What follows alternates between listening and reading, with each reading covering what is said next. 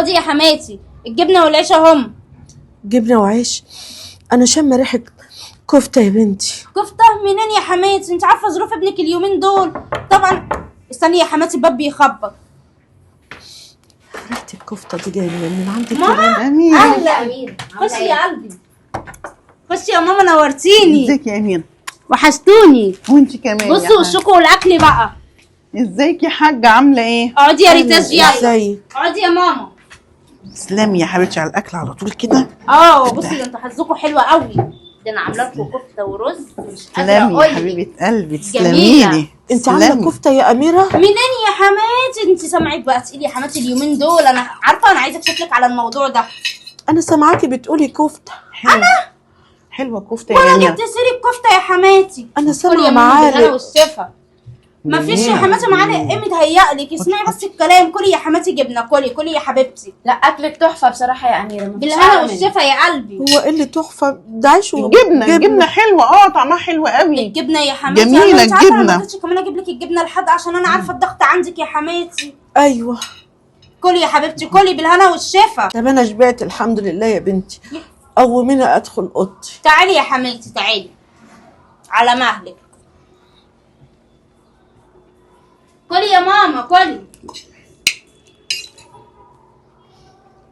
منوريني يا ماما والله. حبيبتي كل يا بنتي طلعي والله. كفتة ايه رايكم في الاكل؟ تحفة جميلة يا حبيبتي. استنى ده اكيد حسين.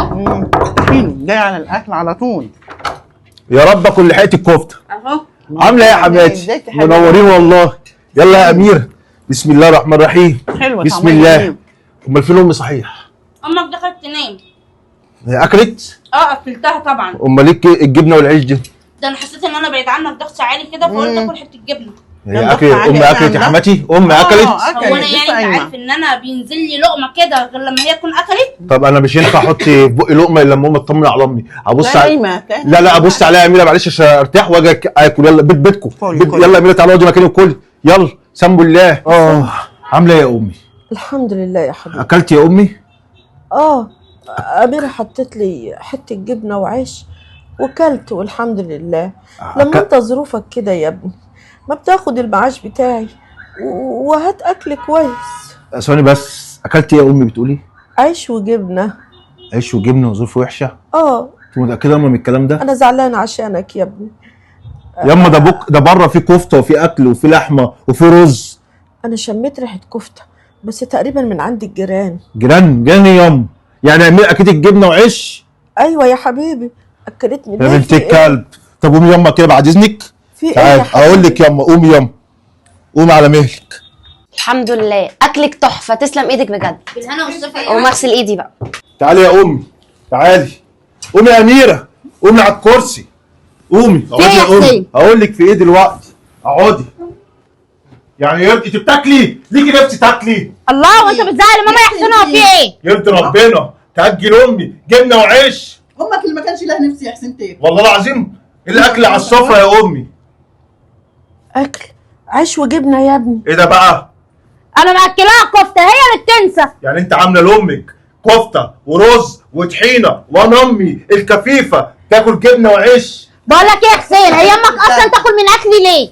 والله العظيم هي بتاكل من فلوسك ولا ايه؟ فلوسي بقى ولا فلوسك؟ انا مش عايزه امك تبقى اصلا قاعده معايا. صح. كتير على بنتي ولا- على فكره ان امك تبقى قاعده العيب معاها. مش عليها، ده العيب عليكي. العيب وانت عليا. لو مربيه بنتك مش هتشجعيها على الغلط. مربياها بس مش على طول امك قاعده عندها، ما مش طريقه دي يعني. فعلا انا اللي غلطان ياما، انا اللي غلطان ان انا لما جيت نسيبت ما سالتش عليكم. ما يعرفش انتوا ناس ولاد اصول. اطلع بره.